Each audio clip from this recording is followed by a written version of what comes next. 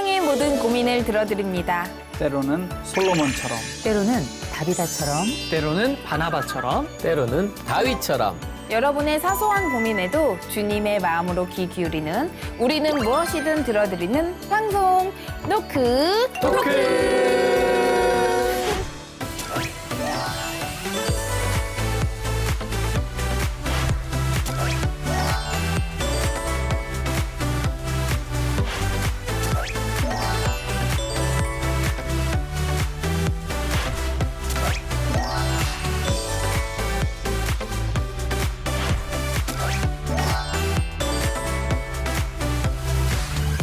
네, 안녕하세요. 안녕하세요. 네, 개그우먼 오나입니다. 우리 식구들 한 주간 어떻게 편안하셨어요? 얼굴 보고 있으면 별일 없는 겁니다. 네, 행복하게 잘 살았습니다. 네, 네, 무소식이 희소식이라고 네네네. 그냥 여기서 만나면 됐죠 뭐. 그렇죠. 맞아요. 자리가 없는 게 불안한 거지. 맞아, 뭐 하나. 무슨 일 있나. 네, 그렇죠. 네, 이렇게 사회적으로 힘든 시기에 여러분의 고민과 함께 할 수 있다는 게 참 귀하고 감사한 일인 것 같습니다. 오늘도 주님이 부어주시는 은혜 마음껏 나눌 수 있는 시간이 됐으면 좋겠습니다. 그럼 오늘의 질문 함께 들어볼까요? 아내랑 저랑 이 고민을 했어요.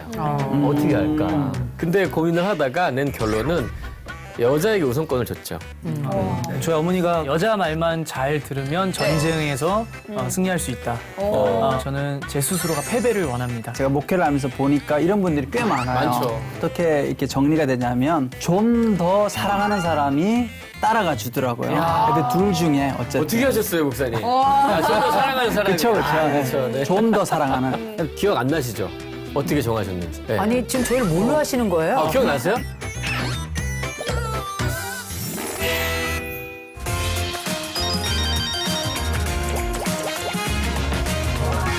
안녕하세요. 저는 사랑하는 남자친구와 결혼을 준비 중인 여성입니다. 저희 커플은 현재 각자가 섬기고 있는 교회가 있는데요. 저도 오랜 시간 교회에서 리더로 섬기고 있고 남자친구 역시 어릴 때부터 한 교회에서 믿음 생활을 쭉 이어왔기 때문에 결혼 후 교회를 어느 쪽으로 다녀야 할지 너무 고민이 됩니다. 남자친구도 저도 내심 서로의 교회에 와주길 바라는 마음이 있어서 네. 이 부분이 계속 조율이 안 되고 있어요. 현재 교회를 정하는 문제가 저희 커플에게는 가장 큰 고민이자 스트레스인 것 같습니다. 노크토크 선배님들, 결혼 후 교회 출석 문제는 어떻게 하셨나요?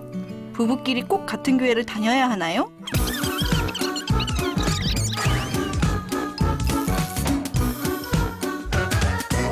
네, 노크토크에 물어봐. 오늘의 질문은요. 재밌다. 부부끼리 꼭 같은 교회를 다녀야 하나요? 입니다. 전도사님, 네. 결혼 후에 출석교회는 어떻게 정하셨어요?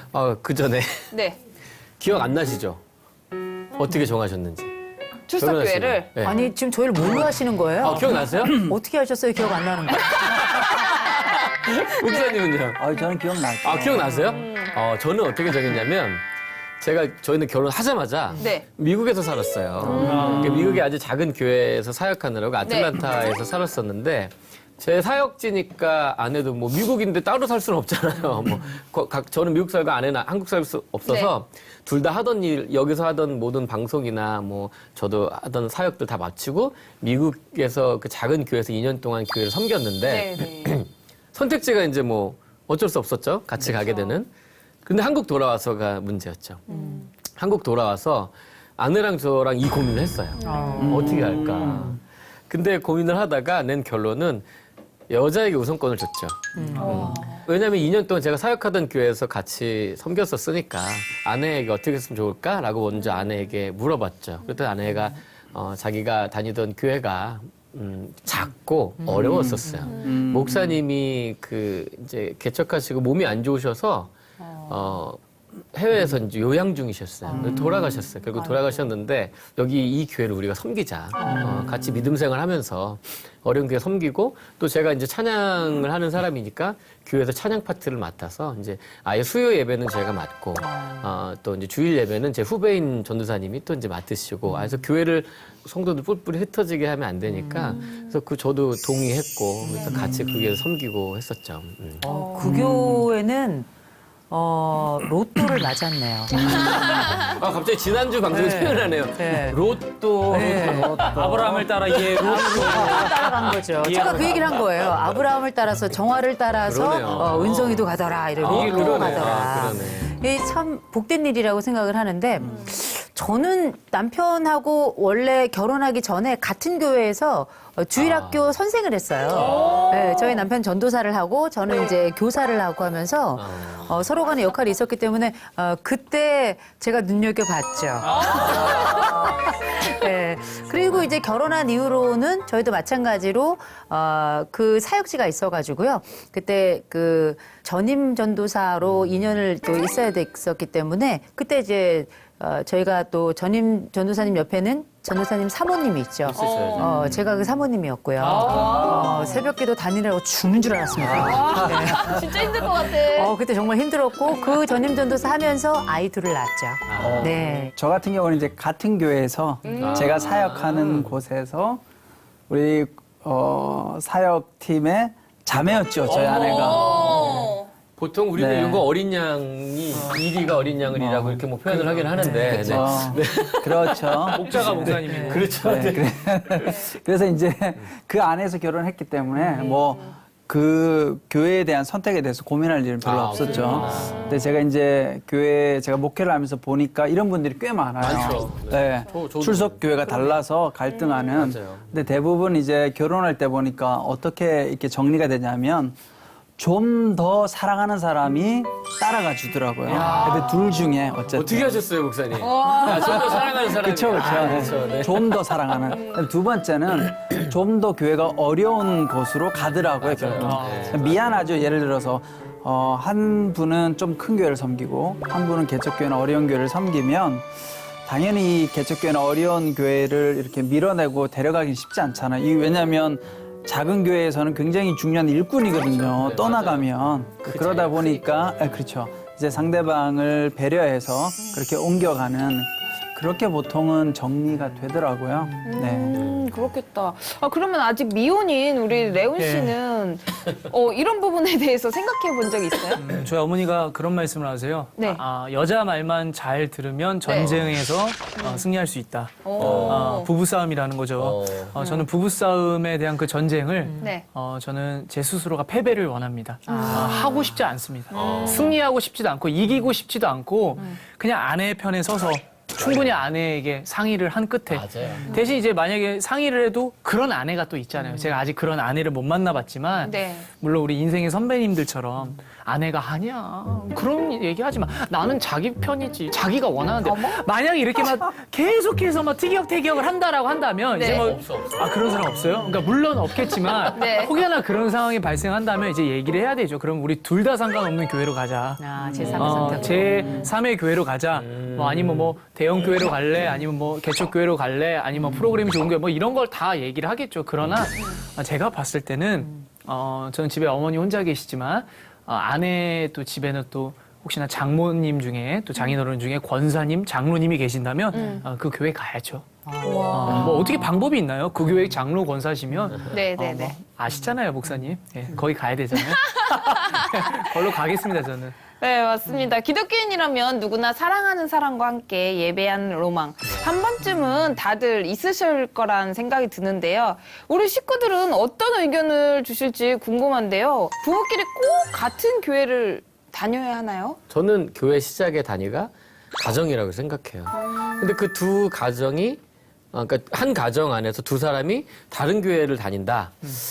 그럴 수도 있어요. 특별한 케이스는 어쩔 수 없이 그러는 경우들은 있죠. 그쵸. 일이나 상황에 따라서 그럴 수 있는데 그 두 사람 다 섬기는 교회가 있어. 결혼을 했어. 근데 각자 맡은 사역인데 갑자기 결혼했다는 이유로 그걸 딱 멈추고 어디 교회를 가야 되는데 이런 거는 아니고 그 사역까지는 서로 결혼했더라도 마무리할 때까지는 연말이라든지 아니면 네네. 뭐 내년까지는 서로 어떤 약속을 해서 이렇게 서로 다니다가 결국은 한 가정을 하나님 앞에서 사람들 앞에서 약속하고 한 가정을 한 교회를 이뤘다면 한 교회로 정하는 게 맞다고 생각은 해요. 저는. 이것도 뭐 논란의 여지가 있을 수 있지만 개인적으로 저는 그래도 그게 맞는 게 아닐까. 그게 하나님이 기뻐하시는 일이 아닐까라는 생각이 좀 들기는 해요. 네, 저는 이게 개인적인 생각이지만 물론 이 자막으로 써주실 거예요. 이거는 개인적으로 조래훈 씨의 의견입니다. 굿TV와 상관없는, 굿TV와 전혀 상관없는 관계자 상관없는 얘기입니다. 노크토크와 상관없는. 내 얘기인데 저는 이제 통일을 해야 된다고 생각하는데 왜냐면 그러니까 말씀하신 대로 뭐 목사님이나 뭐 와이프가 뭐 전도사님이나 뭐 교회에서 뭐 중심적인 역할, 특히 교회에서 사례비를 받는 입장이잖아요. 어떻게 보면 그런 입장이다라고 하면은 이제 이렇게 할 수 있지만 제가 개인적으로 제가 이제 우리 청년들 누나 형들을 봤을 때 그림이 좀 안 좋은 그림들이 있었어요. 뭐냐면 혼자서 일은 일대로 열심히 하고 막 하는데 혼자서 막 계속 일해. 근데 남편은 또 다른 교회 가 있대. 다른 교회 청년부 또 리더래. 근데 또 여기를 안 오려고 그래요. 근데 어떤 신혼부부는 딱 일 끝나고 토닥거리시더라고요. 여보 오늘 고생했어 하면서 손 딱 잡고 사역을 했으니까 예배를 딱 드리고 가는 그 모습에 약간 짠함이 있더라고. 그래서 같이 붙어 다니면 좋잖아요. 물론 싸우면 떨어져서 다니겠지만 그래도 싸우기 직전에는 이렇게 손잡고 교회 가는 그 모습 나는 그게 너무 부럽더라고요. 싸웠다 하더라도 예배 같이 가 손잡고 예배 드리면 또 화해가 돼. 성경에 두세 사람이 있는 곳에 나도 함께 있다 이런 말처럼 이렇게 다 잡고 가는 깍지 끼고 가는 거 나 너무 부러워 진짜. 예배도 손잡고 예배. 그럼 난 누구랑 손잡지? 그러니까 빨리. 그렇게 생각할 수 있는데 한면으로는 교회까지 같이 가야 되나 이런 생각도 해보게 되죠. 그럴 수 있죠. 근데 무엇보다 우리가 결혼 생활을 하면서 정리가 가장 잘 되는 순간이 언제냐면 아이가 생기고 아이가 태어났을 때예요. 맞아요. 보통 보면 아이가 태어나면 엄마가 아이를 보든 혹은 아빠가 아이를 보든지 간에 주일에 이 아이와 함께 할 수 있는 예배처를 찾는 게 먼저예요. 맞아요. 보통 이렇게 정리가 됩니다. 그래서 제가 볼 때는 가능하면 뭐 우리가 한 곳에서 예배하고 그러면서 공동체 의식도 갖고 그다음에 한 교회에서 각자 리더로서 또 여러 역할을 하는 사역자로서 거기서 함께 동고동락하면서 이렇게 전후회도 느끼고 함께 기쁨과 보람도 느끼고 찬양과 은혜도 함께 나누는 거 너무 좋거든요. 함께 하는 건 너무 좋지만 혹시 그렇지 못하다 하더라도 저는 각자가 각 교회에서 너무 중요한 역할을 하고 있고 거기에 만족감이 굉장히 크다면 저는 그냥 각자 예배를 드리는 것도 좀 괜찮다고 생각해요. 괜찮고 대신에 그 저녁이 되면 어쨌든 집에 오잖아요. 그렇죠. 그때 만나면 되고요. 두 번째로는 부모님들이 불편하게 생각하실 수 있어요. 부모님들이 양쪽 예배처에 뭐 계시는 권사님, 장로님들일 수 있는데 대부분 한쪽 교회를 합쳐야 된다 그러면 윤성 전도사님처럼 이렇게 남편이 아내에 있는 교회로 가는 경우도 있지만 대부분 그렇지 않은 경우가 대부분이에요.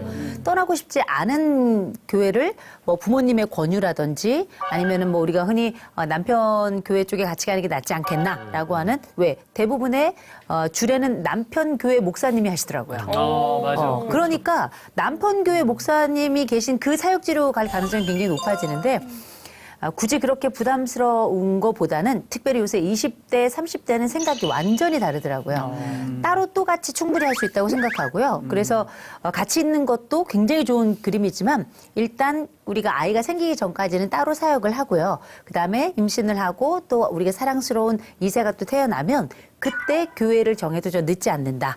그리고 그때 교회를 정할 때에는 엄마하고 아이가 같이 예배를 잘 드리고 아빠와 아이가 예배를 잘 드릴 수 있을 만한 그런 환경이 구성된 곳이라면 더 좋지 않겠나. 맞아요. 네. 잘못하면 아이랑 엄마랑 아빠랑 다 다른 교회 다닐 수 있으니까. 그렇죠. 그러면 안 되니까. 실제 제가 아는 가족은 너무 재밌어요. 엄마하고 아버지 각자 다른 교회를 다녀요. 심지어 교단도 달라요. 아버지는 성결교, 엄마는 침례교를 다녀요. 그런데 이 양쪽 교회에 다 유아부가 없어요.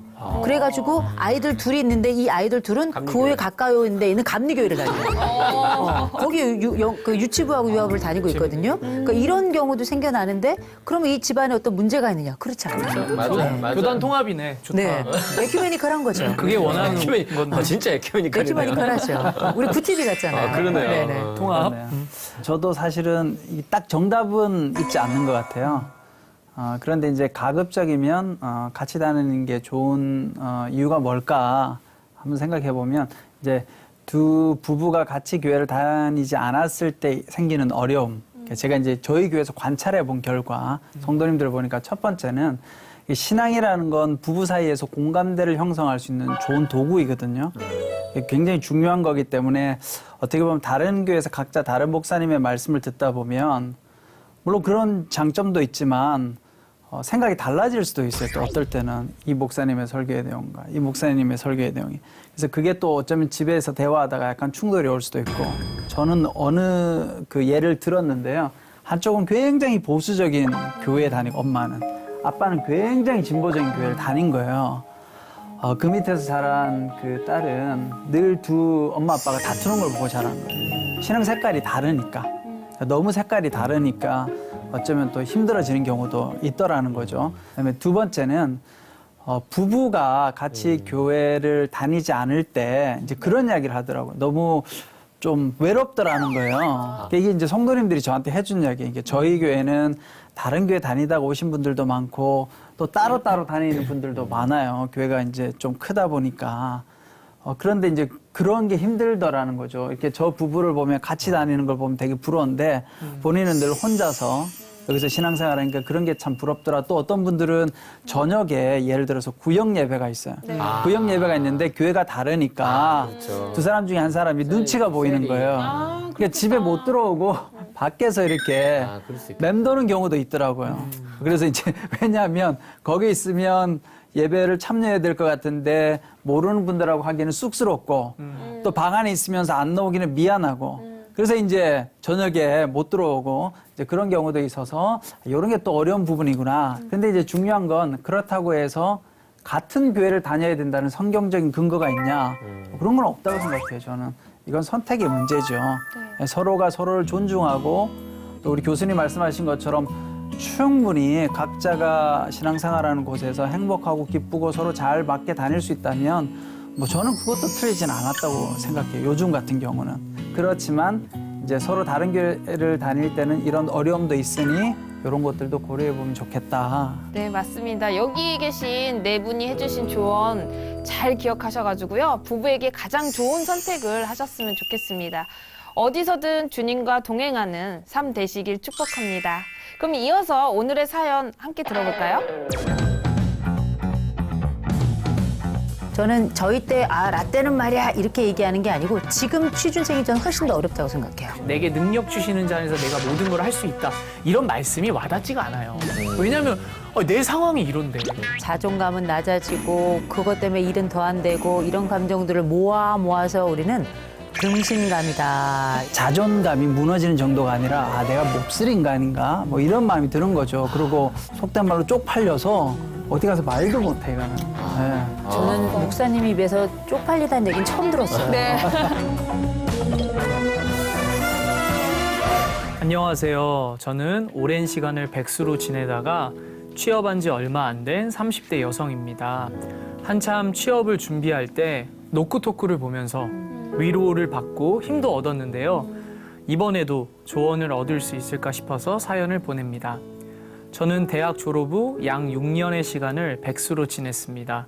일이라고는 아르바이트 몇 번 한 게 전부이고 오로지 취업 준비에만 전념하여 20대 후반에 좋은 회사에 취업할 수 있었습니다. 그런데 문제는 첫 직장 생활에서 실수도 잦고 동료들과 잘 어울리지 못해 3개월 만에 권고사직을 당했다는 겁니다. 퇴사 후 다시 피나는 노력 끝에 현재는 공무원이 되었지만 저는 지금 전혀 행복하지 않습니다. 신입인데 나이가 많아 어린 동료들과 어울리기가 쉽지 않고 너무 오랜 시간 공부만 하다 보니 새로운 환경에서 새로운 사람들과 어울리는데 어려움이 있는 것 같습니다. 원래 성격이 엄청 꼼꼼한 편은 아닌데 이상하게 일만 시작하면 심각하게 긴장을 하고 오랜 시간을 고민하다 보니 일 처리 속도가 다른 동료들에 비해 많이 느린 편입니다.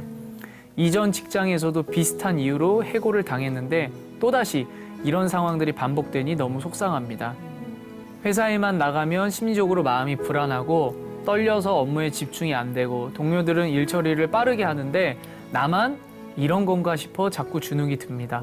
평소 제 성격은 이야기도 잘하고 재미있다는 소리도 많이 듣는 편인데 강제 퇴사를 당한 이후 완전히 다른 사람이 된 것 같습니다.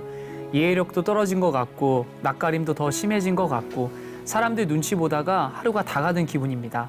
20대를 다 바쳐서 취업을 준비했고 이제 더 이상 취업 준비를 하는 일은 없었으면 좋겠는데 회사에서 사람들과의 관계도 제게 주어진 업무도 너무 버겁고 힘이 듭니다. 노쿠토쿠 식구들, 회사에만 가면 전혀 다른 사람이 되어버리는 저 어떻게 하면 좋을까요? 일도 자신감 있게 하고 사람들과도 잘 지낼 수 있도록 제게 용기와 힘을 주세요라고 사연을 보내주셨습니다. 네, 오늘은 사회생활에 어려움을 겪고 계신 직장인의 사연인데요. 레온 씨는 그 취업 준비생 시절 경험해 본 적 있으세요? 저는 이제 20살부터 이제 25살까지 제가 25살에 처음으로 개그 콘서트 공채 개그맨이 됐습니다. 처음 그러면? 네, 처음으로. 도전? 첫 도전에 한 번에 됐죠. 네. 진짜로? 25살에. 대단한 와, 그게 원래 대단한 거예요. 저희 학교가 이수근 선배, 그다음에 문세윤 선배, 권진영 선배, 조준우 선배가 저희 학교 선배들이에요. 개그맨 선배들이. 근데 그 이후에 공채 개그맨이 13년 만에 나왔어요. 제가 저희 학과에서. 그러니까 이제 역사를 쓴 거죠. 아니, 잘난 척을 너무. 아니, 그러니까 너무. 사실 이런 얘기는 좀 누가 아는 사람이 옆에 좀 얘기해줘야 그러니까. 그래서 되는데 나도 무슨 얘기하는 거지? 얼굴 표정 하나도 안 하나도 안 바뀌고 바뀌고 잘했어. 너무 뻔뻔하게 해가지고. 무슨 얘기인가 했어 나는 사실. 요즘 PR 시대 아니에요? 아니야 이제 지났어 그거는. 코로나 시대, 코로나 시대야. 아무튼 PR 시대인 줄 알고. 아니, 지났어, 우리. 아무튼 그렇게 해서 취업을 하다가 근데 이제 지금 이제 개그 콘서트가 폐지가 되고 나서 그 이후에 새로운 전성기를 맞이하려고 지금 준비를 하고 있어요. 그러니까 또 다른 곳에 공채 시험이나 또 다른 곳에 시험을 보기 위해서 네. 저도 지금 또 어떻게 보면 입장에서는 이직이 될 수도 있고 신입이 될 수도 있고 결국은 이게 저의 그 나아가야 될 방향이니까 계속 지금도 하고 있어요. 지금 취준생이네. 지금도 그렇죠. 그러네요. 근데 취준생 말고 가끔은 고시생이 되고 싶어요. 좀 검사, 판사 하고 싶어요. 참고로 고시가 없어졌어요. 아, 그래요? 이런 걸 모르니까 안 된다니까. 검정고시로 보세요. 검정고시 괜찮아요? 다시 봐? 그냥 검정 고무신 정도. 네네.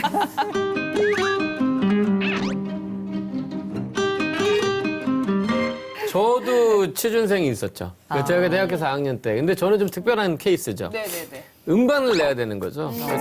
저는 음반을 내면 취업이 되는 거라고 생각했어요. 우리 같은 일은. 근데 아니더라고요. 예술가들은 음반을 내고 데뷔를 뭐 방송국에 들어갔다 하더라도 방송에 나와야 데뷔인 거예요. 맞아요. 그죠? 맞아요. 방송에 네네. 나와야 데뷔고 방송에서 나와야 이제 입금도 되고. 그쵸. 그렇죠. 안 나오면 또 녹화를 했어도 안 나오면 입금이 또 안 돼. 아, 그럼요. 네, 제일 중요한 거예요, 그게. 제일 중요한 거잖아요. 근데 저 같은 경우는 음반을 냈는데 음반이 망했어요. 유통회사가 그때 막 IMF 때 막 부도가 나갖고 7년의 무명 생활이 있었어요. 그때가 취준생이었던 거예요. 그러니까 7년의 무명 생활 동안 정말 저를 불러주는 것도 없고 제가 부른 찬양을 아는 교회도 사람도 없고 저를 초대해주는 교회도 방송국도 없었으니까 그 7년의 그 음반 내기까지 2년 합치면 9년의 그 무명 생활이 저에게는 정말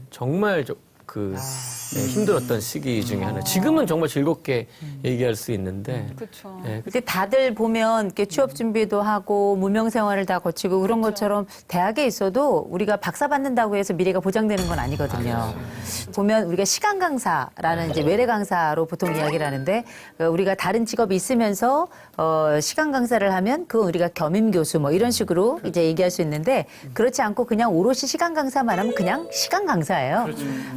그렇게 제가 13년을 지냈어요. 근데 물론 13년을 지냈지만 웬만한 전임 교수님들 월급 받는 것만큼 받았죠. 엄청 많이 주시죠. 왜냐하면 엄청나게 뛰어다닌 거예요. 보통 한 학기에 39학점 정도씩 했으니까 진짜 엄청나게 그러면 한 학기 13과목씩 가르친 거거든요. 아니, 한 주에 그렇게 하신 거잖아요. 예, 그러면. 그렇죠. 와, 그러면 이제 전국을 다니면서 했기 때문에 다 운전하고 다니면서 160시간. 예, 그런 시간을 가지긴 했는데 그나마도 이제 방학 동안에는 계절 학기가 있을 때도 있지만 또 없을 때도 있잖아요. 근데 저희가 그때가 결혼한 지 얼마 안 됐고 저희는 이제 부부가 다 시간 강사였고 또 실제 아이들을 키워가면서 뭐 집도 아무것도 없고 또 대출은 있는 상태였고 양쪽 부모님 또 부양의 의무는 있고 그리고 나서 저희가 그때 당시에 사역하던 교회에서 어쨌든 거의 이제 그냥 갑작스럽게 나오게 돼가지고 아예 머물 집도 없었어요. 그런 상황이었는데 그 시기가 딱 되니까 이게 막막하다는 거구나. 당연히 저희 같은 사람들은 대출도 안 되고요. 그러니까 집을 살 수도 없는 상황이고 전세 대출도 그렇게 어렵더라고요. 근데 어쩌면 지금 그 취업을 준비한다는 것 자체가 지금 취업 준비생으로 계신 분들은 제가 한 13년 정도 겪었던 그 일을 1년 정도 안에 거의 13개월 정도의 압축적으로 겪고 있는 게 아닌가 이런 생각이 들어서 저는 저희 때 라떼는 말이야 이렇게 얘기하는 게 아니고 지금 취준생이 저는 훨씬 더 어렵다고 생각해요. 저도 뭐 어떻게 보면 취업 준비생 시절이 있었던 것 같아요. 왜냐하면 목회자가 되려고 하면 신학대학원에 들어가야 되거든요. 근데 이제 요즘은 신학대학원 들어가는 게 크게 어렵지는 않게 됐지만 이제 저희들 시대 같은 경우는 신학대학원 들어가는 게 아니 라떼 같은 분들은 이렇게 근데 라떼 소스가 되라고 얘기하시더라고요. 아니 근데 아무튼 어려웠어. 제가 목사님 힘 좀 실어드리려고 목사님 어디 네. 여기 힘든 학교야. 저도 뭐 이렇게 장학 거기 힘든 학교예요. 거기는 몇 번씩 떨어지는 굉장히 많아요. 육수도 막 하고 엄청 저 많아요. 때만 지금은 안 그런데 저 있을 때는 이제 조금 들어가기 힘들어서 재수도 하고 이러니까 이제 1년 동안 아예 그 도서관에 가서 이제 준비를 해야 되는 거예요. 그러니까 이게 참 기가 막힌 게 무슨 법대도 아니고 목회자가 되기 위해서 고시 준비를 했다가 떨어지면 남는 게 사실 성경 말씀 물론 이게 굉장히 중요하죠. 많은 거 그렇죠. 남네요. 예. 근데 말씀은 남는데 네. 현실은 막막한 거죠. 그렇죠. 네. 그래서 이제 저도 이제 그런 시기를 거쳐서 이제 목회자가 되려고 신대원을 갔는데 가보니까 또 교회에서는 전임 사역자 우리가 이제 풀타임 사역자라 그러죠. 전임 사역자가 되어야 이제 우리가 어떻게 보면 생계를 유지할 수 있는 정도가 되고 교회에서 이제 파트타임으로 신학대학원 시절이나 졸업하고 나서도 파트타임 그 사역을 하면 우리가 흔히 말하는 이제 아르바이트생인 거죠, 교회에서. 경제적으로 어려운데 제가 그런 시간을 한 10년 정도 보낸 것 같아요. 이제 그 시간에 저도 뭐 개인적으로 또 석사 공부, 박사 공부, 상담 관련해서 공부를 하다 보니까 한 10년을 그렇게 풀타임 사역자가 아닌 상황에서 굉장히 마음 졸이면서도 힘들게 지냈던. 쉽지 않으셨겠네요. 네. 그 오늘날 여러분하고 이렇게 방송하고 이렇게 앉아 있는다는 건 기적 같은 이야기죠. 근데 저 역시도 취준생의 기억을 떠올려 보면요. 개그 콘서트 공채 시험을 준비할 때가 생각이 나는데요. 저는 22살 때부터 시작을 했거든요. 그랬는데 한 번 떨어지고 두 번 떨어지고 진짜? KBS만 두 번 떨어지고 이제 처음 준비할 때는 소극장에서 대학로에서 거기서 준비를 했었어요. 그러다가 이제 극장을 나오면서 연습할 곳이 없는 거예요. 그래서 어디서 연습을 해야 될까 막 하다가 밤에 영등포 공원에서 거기서 이제 그 개인기가 뭐 현숙 선배님 뭐 그래가지고 네, 네, 탬버린 들고 기억나죠. 새벽에 훌라 안녕하세요. 안녕하세요. 연승입니다. 네, 맞아요. 네, 맞아요. 밤에 공원에서 지나가다 사람들이 현숙 씨인 줄 알고. 그러니까 걷다가 아니구나. 그러다가 이제 개그 콘서트를 보러 갔는데 이제 개그 지망생 때였죠. 그리고 보고서 선배님들 공연하시는 걸 보면서 내년에는 내가 저 무대에 있을 거야. 이렇게 다짐을 했어요. 그때 이제 취준생 그 기억이 있는데, 그리고서 그 다음 해에 이제 개그맨이 딱 KBS 공채 23기에 합격이 됐죠. 그래서 그게 저는 너무 감사한 게 제가 그때 당시에 교회를 다녔거든요. 교회를 원래 안 다녔어요. 그때 당시에 제가 기도를 했어요. 하나님 아버지, 제가 이번에 KBS 공채 합격이 되면 누가 시켜서가 아니라 열심히 교회 나가겠습니다. 하나님 살아계신 걸 이제. 그랬는데 딱 된 거예요. 근데 그 약속을 지켜야 되잖아요. 그래서 감사하는 마음으로 지금까지 다니고 있습니다. 야, 지금 여기 MC까지 하잖아요. 감사합니다. 은혜네. 와, 저랑 남희 선배랑 8기수 차이예요. 그쵸. 맞아. 거의 8년 위에 선배죠. 그러니까. 경남 선배죠. 엄청난 선배죠. 저 쳐다도 못 보죠. 10년. 아이고, 하나님이 여기 계셨네. 하나님이 여기 계셨어. 이런다니까요. 이렇게 까부네. 네, 까불어요. 저는 근데 까부는 게 더 좋아요. 그럼요. 네. 기독교 방송에서 만나서 다행이다. 네.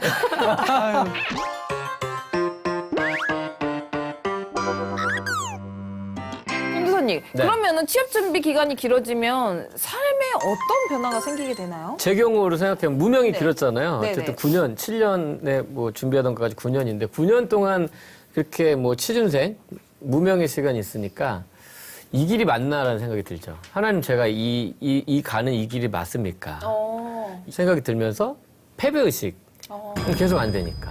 그쵸. 예, 항상 그 모든 비교가 잘 되는 사람들하고만 비교하는 거예요. 이 자리에서 최고의 사람들만 보게 되고. 그렇죠. 그 예전에는 어떤 이런 잡지, 기독교 전문 잡지에 실시간 가수들마다 그 다음 달, 그 다음 달 스케줄표가 쭉 나오는 어떤 페이지가 있었어요. 그럼 저도 CCN 가수를 음반도 냈고 무명이지만 그래도 나도 유명하든 무명하든 나도 CCN 가수인데 나도 내 스케줄을 올리고 싶은 거예요. 그러면 다른 데는 기획사가 다 있으니까 기획사에서 올려주는데 무명인 저는 기획사도 없고 하니까 직접 그 잡지사에 전화하는 거예요. 저도 스케줄 올리고 싶습니다. 다음 달 스케줄 이렇게 있습니다. 올리고 전화하면 아 죄송한데 이 스케줄은 3개월 전에 미리 2개월이나 3개월 전에 보내주셔야 올라갈 수 있다고. 난 없는데 한 달 전이면 스케줄 없는데 바로 며칠 전 돼야 뭐 몇 개, 한두 개 들어올까, 한 달에 한두 개 들어올까 말까인데. 그러니까 저는 그 시간이 9년의 시간이었으니까 아마 취준생들 오랫동안 이렇게 취업을 준비하는 분들, 공무원 준비한 분들 계속 안 되면 아, 이게 내 길이 맞나? 패배의식, 남들은 잘 붙는데 왜 난 안 되지? 항상 잘 되는 사람과 비교하니까. 그래서 그런 패배의식이 굉장히 많이 느껴지지 않을까 싶어요. 인간관계까지도 문제가 생기죠. 그렇죠. 네, 사람도 잘 안 만나게 되고. 전사님 말씀하신 그 비교라는 그 뜻이 있대잖아요. 비참해지거나 교만해지거나라는 그 의미를 포함하고 있다고 하더라고요. 근데 제 입장에서는 너무 공감이 되는 거예요. 같은 계열이니까. 정규직이 아니잖아요, 우리가. 그렇죠, 그렇죠. 그러니까 저는 이제 4가지 현상이 나타나는데 지금도 그래요. 교수님이신데? 교수님을 따라하는 거예요. 이게 3다지 기법, 4다지 기법, 5다지 기법 이런 거 있는 거예요. 첫째, 첫째. 문어발 기법 뭐 이런 거 막 이런 거 하는 첫째, 거예요. 네. 첫째, 일단은 마음의 변화, 그리고 몸의 변화, 그리고 사람들의 변화, 신앙의 변화. 이 4가지 변화가 있더라고요. 왜 마음의 변화는 내 마음이 진짜 비교당하고 경쟁 의식에 사로잡히니까 잠도 안 오고 내가 갑자기 좋다가 우울하고 우울증 걸려요. 이 조울증처럼 이게 왔다 갔다 해, 내 마음이. 그리고 뭔가 압박감이 있어가지고 누군가 나를 이 코너에 몰아놓고 막 때리려고 하는 듯한 그런 압박감을 내 마음에 상처에 스크래치가 있고. 그리고 몸의 변화는 내가 이런 생각을 하다 보니까 잠을 못 자니까 피곤하니까 다크서클 내려오고 몸이 막 쭉쭉 쳐져. 예민해지는 거죠. 그리고 그래서 저는 이제 과민성 장 증후군이 좀 심해요. 스트레스만 받으면 바로 그냥 장이 틀어버리려고 이래요. 그러니까 이게 몸으로 그대로 오는 거예요. 그리고 사람들의 변화는 뭐냐면 늘 물어봐. 물어보는 것도 짜증나. 맞아. 그 추석 때나 설날 때 물어보잖아요. 야, 너 뭐하니? TV 왜 안 나와? 너 TV. 이게 그래놓고서 또 어느 또 하는 얘기는 TV에서 잘 보고 있어요. TV 나온 적이 안 없는데. 뭐 이렇게 그러니까 이런 사람들의 변화 계속 물어보고 물어보지 마야 될 것도 물어보고 하는 것도. 얄밉게 얘기하는 사람도 있잖아. 너무 많지. 야, 너 때려쳐 그거. 지금까지 그래도 그거 안 됐으면 안 되는 거야. 근데 이렇게. 더 웃긴 거 뭔지 알아? 에이, 연예인 걱정하는 건 아니야? 네. 막 이렇게 얘기하는 거야. 힘든데. 연예인 걱정하는 건 아니래 또. 그리고 이제 신앙의 변화는 내가 마음과 몸과 그리고 사람들의 이런 걸로 인해서 환경과 이런 것들로 인해서 하나님을 원망하게 되고 우리는 늘 하나님을 바라볼 때 선하신 하나님, 좋으신 하나님, 내게 능력 주시는 자 안에서 내가 모든 걸 할 수 있다. 이런 말씀이 와닿지가 않아요. 왜냐하면 내 상황이 이런데 부르면 안 오시는데 부르면 좀 하늘에 계시는데 어떻게 우리 상황이 내가 원하는 기도만 해서 그래. 그런가? 그렇지. 오늘 알았잖아. 오늘 알았잖아. 그러니까. 저 같은 경우도 참 비슷한 것 같아요. 길은 다 다르지만 네. 물론 목회자라고 하는 어떤 길을 정하고 가긴 갔지만 저도 아까 말씀드린 것처럼 제가 이제 현재의 교회에서 전임 사역을 처음으로 시작해서 지금까지 사역하고 있는데 이제 이 교회에서 시작하기 전에 한 10년 저도 파트타임으로 사역을 했었는데 그 10년 동안 이제 제가 대학원 공부를 했죠. 근데 공부를 하다 보면 저도 똑같이 이제 비교가 되는 거예요. 내 친구들은 지금 다른 교회 부목사로 있는데 사택도 있고 결혼도 하고 또 뭐 어떤 친구는 사회에서 직장 생활 속에서 뭐 좋은 회사 다니면서 그렇게 살아가는데 나는 사실 한 달 생활비가 정말 어떻게 보면 너무 버거울 정도의 그 비용을 가지고 어머니하고 살아야 됐으니까. 근데 이제 개인적으로 물론 그게 힘들진 않았어요. 왜냐하면 그때는 큰 관심이 없었어요. 다행히도 감사하게도 뭐 돈이나 이런 부분에 만족하고 있었지만 상황에 대해서 불안함은 있죠. 내가 이 길을 가지만 내가 잘 하고 있나 그런 생각이 들었고 그러다 보니까 이제 어느 순간은 경제적으로 이제 너무 이제 이게 어려운 거 여유가 없으니까 그래서 사실은 중간에요. 그 제가 학원 강사를 잠깐 한 적이 있어요. 초등학생들을 가르치는. 예. 근데 이제 초등학생들을 가르치면서 어떤 마음이 들었냐면 내가 지금 뭘 하는 거지? 그래도 내가 전도사인데 내가 왜 여기서 이걸 하고 있을까? 그래서 이제 그때 하나님 앞에 기도했지. 하나님, 내가 그래도 그냥 교회 사역하면서 그걸로 생활하고 먹고 살 수 있게 해주십시오 했는데 다행히 이제 그 다음에 뭐 예를 들어서 이제 제가 그 당시 석사 공부를 했으니까 그래도 네네. 어디 특강도 가고 강의에서 비용이 좀 들어와서 제가 학원을 이제 그만뒀어요. 이렇게는 아니겠다. 이제 그런 어려움도 있고 또 하나는 제가 그렇게 오랜 시간 동안 파트타임으로 있는데 이제 교회에서도 소위 말해서 풀타임 부목사가 되려고 하면 이제 조건이 하나 있어요. 이건 뭐냐면 누구나 할 수 있는 거지만 저한테는 없었던 건데 결혼을 해야 돼요. 맞아요. 그리고 맞아요. 교회 목사님들이 이제 전임 사역을 하려고 하면 맞아요. 결혼을 안 하면 거의 좀 하기 힘들죠, 그렇죠? 맞아요. 왜냐면 성도님들의 삶을 돌봐야 되는데 나는 결혼을 안 한 총각 상태면 근데 이제 저의 딜레마는 뭐냐면 결혼을 하려고 하면 돈도 있어야 되고 집이 있어야 되는데 그렇구나. 거꾸로 전임 사역을 해야 결혼이 되는데 이게 안 돼 있고 또 전임 사역을 하려고 하니까 결혼이 안 돼 있고 그래서 이 두 가지가 다 안 되는 그래서 이제 저도 그런 정말 한 10년 동안 그런 고민을 가지고 지낸 시절이 있었습니다. 그런 세월이 쌓이고 실패 경험이 누적되고 거기서 패배 의식을 갖고 자존감은 낮아지고 그것 때문에 일은 더 안 되고 이런 감정들을 모아서 우리는 등신감이다 이렇게 불러요. 네. 와닿았습니다. 네. 이 등신감은 제가 만든 말인데요.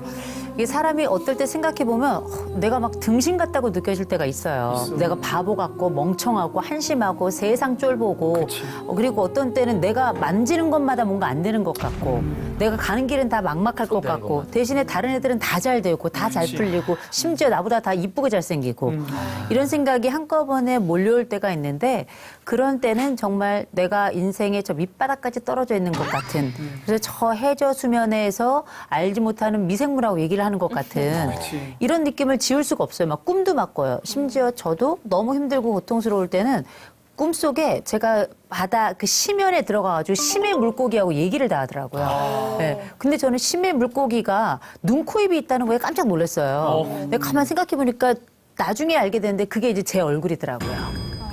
네, 제 얼굴. 그래서 자기랑 이제 얘기를 그거는 이제 제가 가지고 있던 어떤 무의식적인 반응이었긴 한 것 같은데 우리가 생각할 때 그렇게 마음의 문제만 바닥까지 떨어지는가? 돈도 없어요. 돈만 없는가? 친구들도 떠나갑니다. 맞아. 왜냐하면 보통 친구들도 나와 함께는 있어주긴 합니다만 친구가 10번 사면 난 한 번은 사야 돼요. 그렇죠. 근데 그럴 만한 환경이 또 안 되는 경우가 많이 있어요. 그럼 친구만 멀어지는 게 아니라 연인하고도 잘 되지 않는 경우가 많고 연인마저도 걱정을 시키게 되는 그리고 부모님도 걱정을 시키는 나는 그런 사람이 돼버리는 거예요. 아, 이때의 감정은 어떤 걸까? 지금 사연을 주신 분의 이야기를 좀 들어볼 때는 이런 마음이 내가 그전에 경험이 없었던 것도 아니고 그렇다고 지금 경험이 없는 것도 아니고 직장이 없는 것도 아니고 뭔가가 돼 있긴 한데 아무것도 제대로 갖춰주지 않고 나는 계속 미숙한 것 같은 느낌이 든다면 이건 등신감에 가깝지 않겠나. 네. 네, 이런 힘든 시간을 스스로 잘 견뎌내고 취업을 했다는 것만으로도 정말 대단하다는 생각이 드는데요. 근데 안타까운 건 그렇게 고생을 해서 들어간 회사에서 권고사직을 당하셨다는 거예요. 만약 사연자분과 같이 오랜 준비 끝에 입사한 곳에서 권고사직을 당했다면 그때 마음은 어떨 것 같으세요? 저는 이런 거 비슷한 거 당한 적이 있어요. 어머. 진짜요? 권고 사직을 당했죠. 물론 이제 저 사연자처럼 뭐 그러니까 어마어마한 뭐 좋은 회사에 들어간 건 아니지만 어떤 제가 기관에서 일하게 됐는데 같이 일했던 옆에 동료분이 저를 이제 굉장히 미워하셔서 이제 윗분한테 이야기한 거죠. 이 사람 문제가 많다. 그분 입장에서는 뭐 제 이야기보다는 제 옆에 있는 분이 한 이야기를 더 들은 거죠. 왜냐면 저보다 약간 위에 있는 분이었으니까. 그걸 제가 겪으면서 이 회사에서 해직당하거나 이런 분들 심정이 이해가 되더라고요. 마음을. 자존감이 무너지는 정도가 아니라 내가 몹쓸 인간인가 뭐 이런 마음이 드는 거죠. 그리고 와, 나는 이 정도밖에 안 되는 사람이구나. 근데 이 문제는 이게 부끄럽고 좀 속된 말로 쪽팔려서 어디 가서 말도 못해, 이거는. 예. 사실 가족에게도 말 못하고 옆에 이제 뭐 친한 분들한테나 나 이런 일 당했어. 억울해, 속상해. 뭐 그런데 아마 이분도 그런 마음이겠죠. 네. 그렇죠. 저도 그런 일 겪은 적이 있답니다. 저는 목사님 입에서 쪽팔리다는 얘기는 처음 들었어요. 네. 이런 얘기를 하시는 분이 아닌데 그 감정 경험이 어땠는지 그렇죠. 이 대본에 알 것 같은데 우리가 좀 생각해 봐야 되는 게 있어요. 그게 뭐냐면 지금 똑같은 일이 벌어지고 있거든요. 네. 이전 직장과 지금 직장이 똑같은 일이 벌어지고 있다는 얘기는 외부만의 문제는 아닌 거예요, 이게. 제가 이 사례자를 볼 때에는 기본적으로는 능력 있는 사람이 맞아요. 기업에 들어갈 때도 그렇고 또 공무원이 될 때도 그렇고 굉장히 매력적이었던 분이 아닌가 생각이 드는데 이상할 정도로 들어가서 문제가 계속 생긴단 말이에요. 근데 실제 우리가 어느 곳을 딱 내가 뭔가 뭘 잘못했든지 간에 딱 나오고 난 다음에 어떤 생각이 드냐면 그때 무릎이라도 꿇을 걸 그랬나? 이런 생각 다 해요. 쫓겨났던 경험이 있던 사람들은 다 알아요. 저도 마찬가지고. 저도 마찬가지 경험이 비슷하게 있었습니다만 이런 생각 들거든요. 근데 이거는 비는 문제가 아니라 내가 가지고 있는 자꾸만 나도 모르게 넘어지는 돌뿌리의 문제라면 이거는 점검이 좀 필요해요. 그러나 점검을 필요하기 이전에 점검에 들어가기 이전에 감정 컨트롤부터 먼저 시작을 해야 될 거예요. 왜냐하면 나는 왜 이러지? 난 왜 이러지? 이런 생각이 자꾸 들거든요. 되게 그런데 저희 심리학에서도 프로이트 같은 사람은 우리 인간이 두 가지로 산다는 거예요. 사랑과 노동으로 산다는 거예요. 근데 사랑과 노동이라는 건 일과 관계거든요. 근데 이 두 가지가 뭔가 동시에 안 되고 있다고요. 근데 보니까 다른 이제 학창 시절에 이런데 별 문제 없이 성장하셨다면 이분은 슬로우 투 웜업 천천히 더디지만 나중에 대기만성형이 되는 게 맞아요. 그런데 그게 이루어지기 전까지 잦은 실패가 생겨나면 내가 뭔가를 펼쳐보기도 전에 날개가 확 꺾여버린다고요. 꺾일 때 통증이 어떨까? 마치 다리가 꺾이고 팔다리가 꺾인다고 생각을 해본다면 이분의 그 어떤 지금의 상황은 단순히 내가 가지고 있는 뭐 좌절감을 넘어서 내가 가지고 있는 유능함은 분명히 있는데 이 유능함을 누가 해석을 잘못해서 나를 오해하거나 아니면 내 유능함은 가치였거나 아니면 의미 없는 거라고 생각할 가능성이 높다는 거예요. 그러니까 어떻게 되냐면 결국은 아까 제가 등신감 말씀드렸죠. 등신감의 끝은 자기 혐오예요. 내가 바보 같은 거야. 내가 병신 같은 거야. 내가 머저리 같은 거야. 내가 찌질이 같은 거야. 자기 혐오가 시작되면 그때부터는 걷잡을 수가 없거든요. 그래서 이분이 반복적 실패를 뭔가 경험하고 있다. 똑같은 패턴이다. 그러면 이번에 공무원을 그만두고 다른 데 또 들어갈 수 있을 거예요. 그러나 반드시 똑같은 패턴이 또 반복될 거라고요. 지금은 혐오 시점을 넘어서 분석 시점으로 가야 될 때라고 저는 생각을 해요. 조금은 냉철해질 때라서 눈을 좀 크게 떠야 되지 않나 싶습니다. 네, 저라도 한동안은 뭘 해도 위축되어 있고 마음이 좀 굉장히 힘들 것 같은데요. 그렇다면 교수님, 사연자와 같이 회사에만 가면 전혀 다른 사람이 되고 잦은 실수를 반복하는 사람들, 이 특별한 이유가 있는 건가요? 우리가 회전문 효과라는 게 있습니다.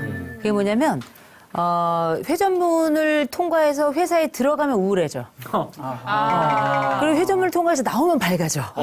이게 아주 완전히 다른 두 개의 사람이 존재하는 것 같은 그런 상황을 보이고 현상을 보이는 분들이 계시거든요. 근데 이런 분들 같은 경우에는 실제 능력이 떨어져서가 아니라 적응하는 데 시간이 일단 오래 걸리고 워낙에 스트레스와 긴장도가 높은 분들이에요.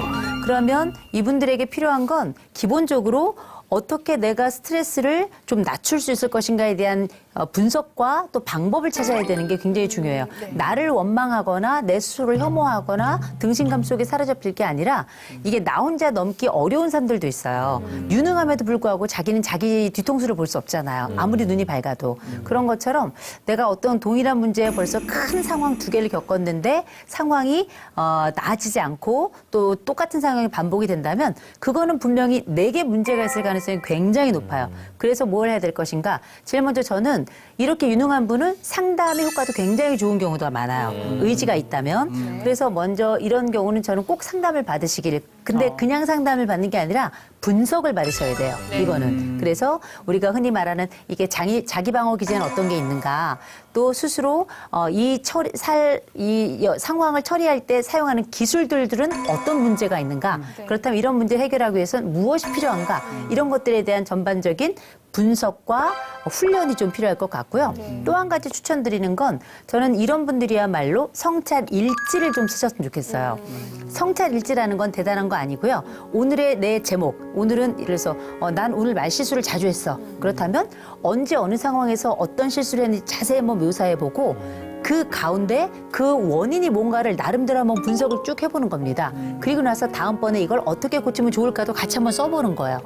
이거 아무것도 아닌 것 같지만 일주일치가 한번 뭉쳐져서 쭉 보게 되면 7일간의 성찰이 반복적으로 발생하는 겁니다. 그러면서 맨 마지막 파트에 내가 다음에 어떻게 할지를 생각하죠. 머릿속에 시뮬레이션이 돌아가는 거예요. 다음번에 유사한 상황을 맞닥뜨렸을 때 훨씬 나은 대처를 할 수 있거든요.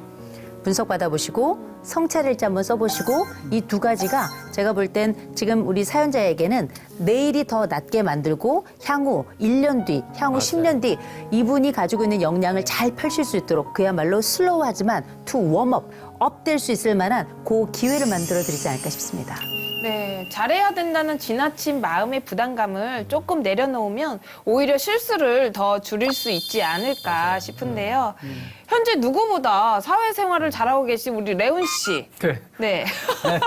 사연자가 직장 네. 내에서 사람들과 잘 어울릴 수 있는 팁 좀 전해주세요. 일단 이호선 교수님을 약간 좀 전수를 받아서 네. 제2의 남자 이호선 느낌으로 한번 가보겠습니다. 네. 일단은 관계로 회복하는 거. 요즘은 첫째. 요즘은 리더십이라는 말을 쓰지 않고 네. 릴레이션십, 관계십이라는 말을 많이 씁니다. 관계십. 그래서 관계를 어떻게 회복하고 형성할 수 있느냐. 여기는 세 가지가 있고요. 네. 일단 세 가지는 뭐냐. 그 첫 번째가 바로 적극적인 존중입니다. 이 상대를 적극적으로 존중해 주는 거예요. 네네. 제가 많이 부족한데 저를 가르쳐 주셔서 너무 감사합니다. 훌륭하십니다. 대단하십니다. 이런 언어들. 네. 그리고 두 번째는 뭐냐면 죄책감의 법칙이라고 해서 죄책감. 이 사람을 반복적으로 찾아가서 적극적인 존중을 하면 어느 순간에 이 사람이 나를 미안해서 죄책감이 들어서 나를 챙겨줄 것이다라는 그런 법칙이 있습니다. 그런 법칙. 예, 그리고 세 번째는 뭐냐면 데모노 모파상이 말한 그러니까 어떻게 보면 그 사회심리학자가 말한 건데요. 에펠탑의 효과라는 게 있습니다. 그 효과가 뭐냐면 그 데모노 모파상이 네. 에펠탑이 너무 싫어가지고 네. 에펠탑 밑에 가서 밥을 먹었대요. 그 이유가 뭐냐면 유일하게 에펠탑이 보이지 않는 곳이 그곳이었기 때문에. 밑에. 그런데 에펠탑을 가면서 에펠탑이 좋아지는 거예요. 그게 바로 반복 노출의 효과라는 게 바로 에펠탑의 효과인데 늘 내가 조용히 있고 내가 아무것도 못하는 것 같지만 늘 이 사람 앞에서 눈에 띄게끔 돌아다니면 돼요. 한도 끝도 없이 돌아다니면 야 쟤는 뭔데 이렇게 돌아다녀? 눈에 거슬리잖아요. 거슬리죠. 그때부터 시작이 되는 겁니다. 지금은 표현하는 방법이 서툴고 네. 내가 일이 느린 것 같고 우리 교수님 말씀처럼 더딘 것 같잖아요. 네, 네. 근데 더딘 건 사실이에요. 그러나 이 더딘 걸 가지고 어떻게 내가 갑자기 저처럼 어떻게 이렇게 바꿀 수 있습니까? 이런 건 성격 바뀌는 거는 하나님 외에는 못합니다. 네. 아니면 주기적인 상담을 15주로 받던지 그거 아니면 한순간에 바뀌지가 않아요. 네. 그러면 어떻게 해야 됩니까? 무림의 고수처럼 기다렸다가 내가 할 수 있는 거를 찾아 나서는 겁니다. 사람마다 영역이 다르잖아요. 상담 영역, 신앙 영역, 찬양 영역, 개그 영역이 있는 것처럼 이분은 조용하게 칼을 들어야 돼요. 그 칼이 뭐냐? 연결고리를 파악해야 됩니다. 학연, 지연, 혈연을 파악해야 돼요. 저 사람이 어느 학교를 나왔는지, 저 사람이 어떤 걸 좋아하는 건지, 저 사람이 과연 뭘 원하는 건지 니즈를 파악하고 그거에 대해서 어느 순간에 조용히 있다 단어를 툭 던집니다. 그럼 그 단어를 물어요. 그때 살짝 마음의 문을 열 때 그 안에 동기부여가 되는 순간 내 의미를 집어넣어줘야 돼요. 그때 이제 음료수라든지 아니면 선물이라든지 요즘은 김영란법에 걸리지 않는 선에서 네. 이런 식으로 하고 이런 식으로 하면은 네. 그래도 사회생활에 조금이라도 0.01%라도 효과가 있을 거예요. 근데 제가 저렇게 해요? 다행이야. 네.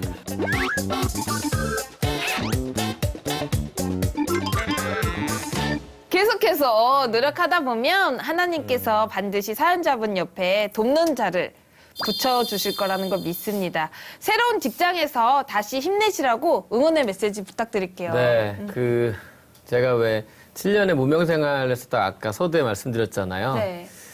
그 기간을 되돌아보면 하나님이 저를 닦아주시고 깎아주셨어요.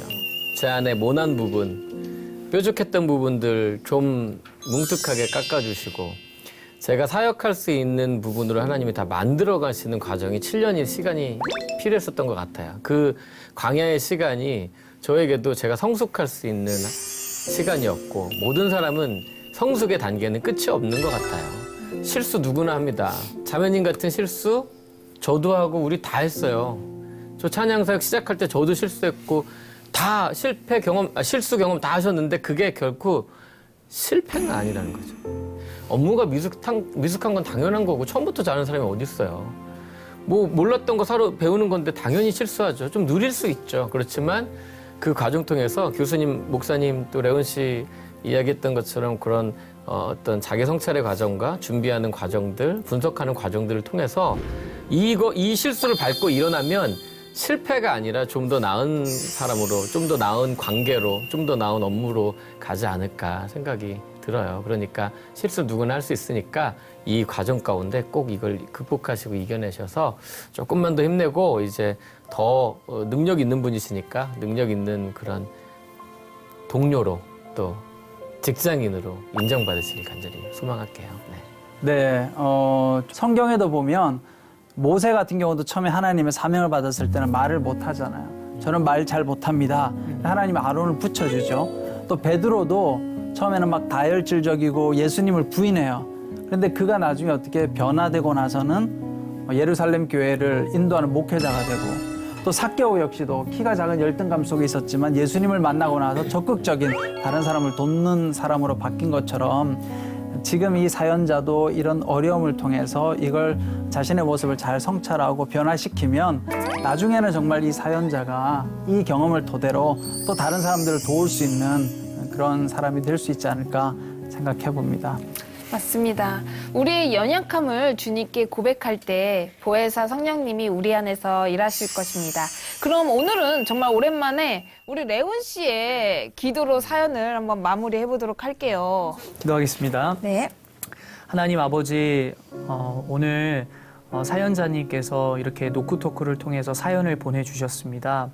하나님, 해야 되는 것도 많고 하고 싶은 것도 많고 그리고 주변에 압박도 많고 세상을 살아가면서 우리가 버텨야 되고 이겨내야 되는 것들이 너무나 많이 있습니다. 하나님, 가장 중요한 관계는 하나님과 우리의 관계입니다. 우리의 관계를 누구보다도 사랑해 주시고 우리를 더 잘하시는 그 하나님, 그리고 우리의 문제보다 더 크신 하나님께서 우리 사연자님의 마음 속에 개입하시고 생활 속에 개입하셔서 우리 사연자님께서 고민하고 힘들어하는 오늘의 사연들을 가지고 성령 하나님께서 따뜻함으로 마음을 헤아려 주시고 우리 사연자님의 주변에 있는 관계들이 하나님의 귀한 사람들의 관계로 꽉꽉 채워질 수 있도록 하나님 아버지 도와주시옵소서.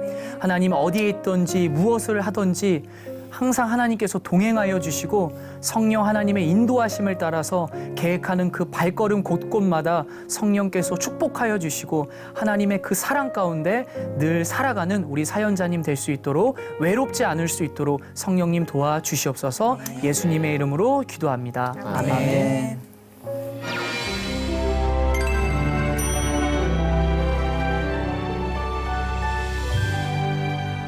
네, 오늘도 은혜로운 시간 함께 했는데요. 다들 어떠셨어요? 저는 참 안타깝기도 하고 그러면서 이렇게 가끔은 우리가 희망이 있는 사례들을 보게 되는데 이분은 본인이 가지고 있는 유능함도 있고 그러면서 새로운 가능성을 열 수 있을 분 같아요. 그래서 저는 개인적으로 말씀을 드리면서도 저희 함께 나누면서도 저로서도 나름 저도 더 실패를 또 하게 되니까 저 스스로도 정리가 된 이번 내용은 좀 그래서 되게 좋았고 또 저희가 한 내용이 이분에게 정말 명약이 되었으면 좋겠어요. 네, 끝까지 함께 해주신 우리 시청자 여러분께 진심으로 감사드린다는 말씀을 드리고 싶고요. 마음에 어려움이 있으신 분들 혼자서 고민하지 마시고요. 노크토크에 사연 보내주세요. 저희가 진심을 다해 위로하고 기도하겠습니다. 한 주간도 주님 안에서 승리하시길 바라며 우리 유은성 전도사님의 찬양 들으면서 노크토크 마치도록 하겠습니다. 누군가 내 이야기를 들어주기를 원한다면 주저 말고 노크해주세요. 때로는 솔로몬처럼, 때로는 다비다처럼 때로는 바나바처럼 때로는 다윗처럼 여러분의 모든 고민을 주님의 마음으로 들어드리겠습니다. 사랑과 위로가 함께하는 이곳은 노크토크. 다음 주에 다음 주에 만나요.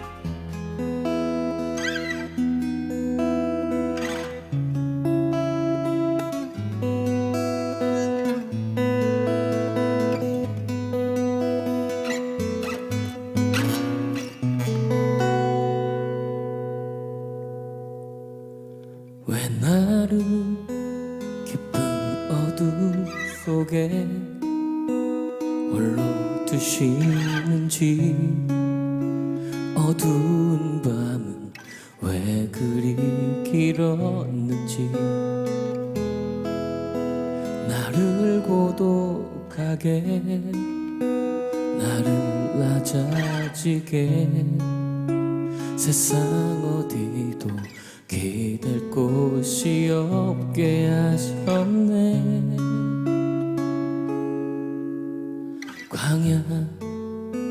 광야에 서 있네.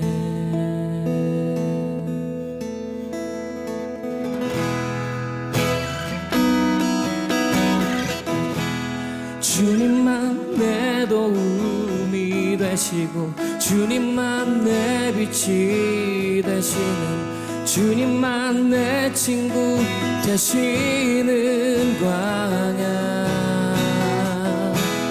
주님 손 놓고는 단 하루도 살 수 없는 것 광야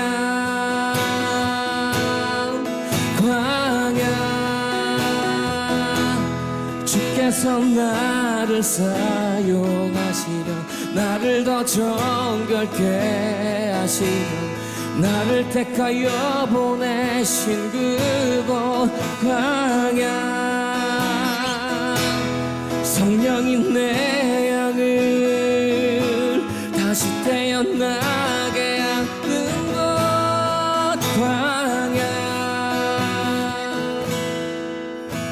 광야에 서 있네.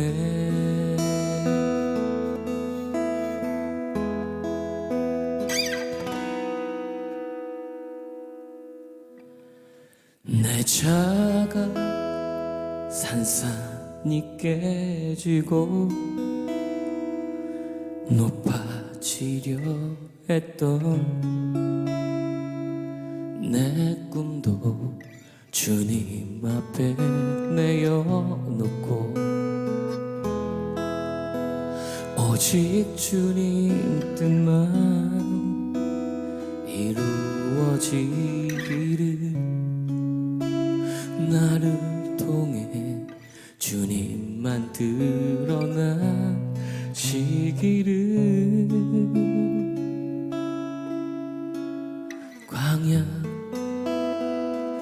광야를 지나면